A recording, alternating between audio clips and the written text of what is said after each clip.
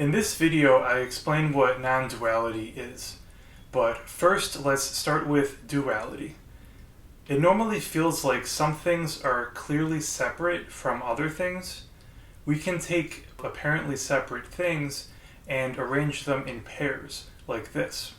Each pair is called a duality. It normally feels like both halves of a duality exist and that they are clearly separate from each other. Non-duality is the absence of duality. In other words, non-duality is the absence of separation. Let's look at mind-body duality as an example. A defender of mind-body duality might say something like this. There are two types of things, physical and mental. Physical things are public, meaning multiple people can see the same one. They have a location in space, and they have chemical and other physical properties. Physical things do not depend on a mind. Mental things, on the other hand, are private, meaning only you have access to your thoughts, emotions, and experiences. Mental things don't have a location in space, and they don't have chemical or physical properties. You can't weigh an idea, put it in a container, or test its pH level. Also, mental things have an experiential quality, and they depend on a mind to exist. You might argue that mental things do have a location, that thoughts are located in the brain, but a mind-body dualist would say that's not literally true. It's true that thoughts might be correlated with the brain, but they're a different type of thing than neurons. A mind-body dualist might even argue that thoughts could exist without a brain. So that's mind-body dualism. It appears that there is a clear separation between physical and mental things. How could somebody argue against this? One strategy is to say that half of the duality doesn't exist. Some modern philosophers believe that subjective first-person experience is an illusion. For them, we are really like robots who think we have subjective experiences when we really don't. In this case, this solves mind-body duality by saying that everything is physical. Or you could take the opposite approach and say there are only mental things. A believer in this might say that when you apparently experience an external object, what you're really experiencing is a mental image or idea.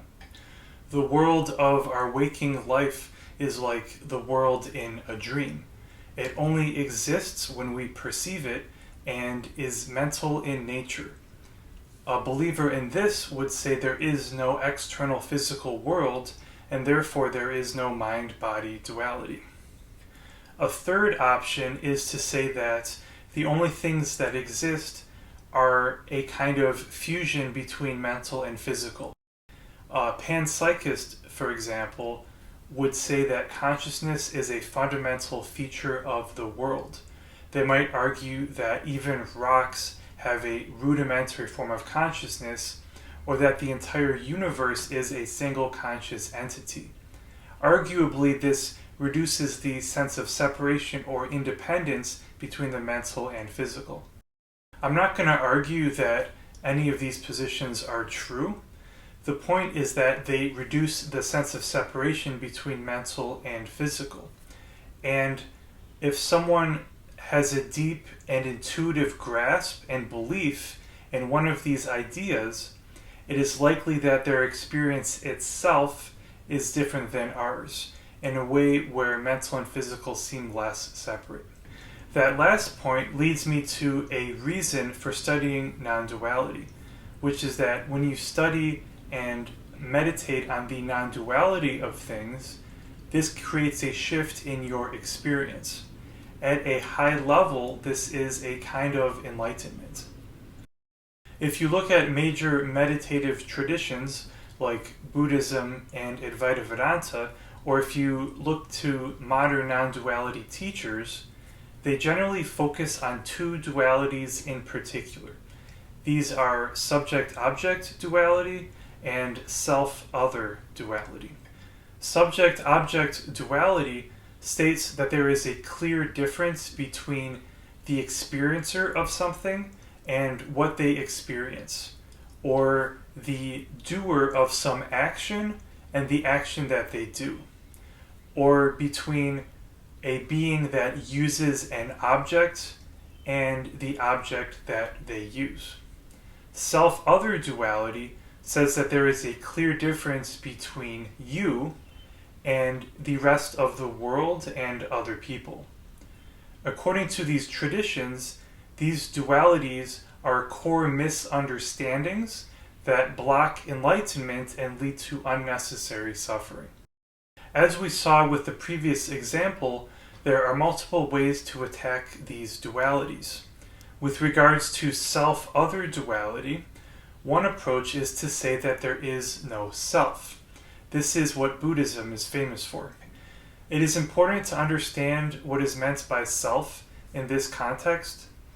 The self is a supposed thing which is singular, independent, continues to exist throughout time, and can control the body and mind. The self doesn't exist, but we have a intuition, a very natural, instinctive intuition that it does. And according to Buddhism, this leads to a lot of unnecessary suffering. The self-illusion is undone through a combination of meditation and philosophical thinking. As for subject-object duality, a non-dual approach is to say that all that exists is the subject. I like the way Advaita Vedanta does this, at least my preferred interpretation of it.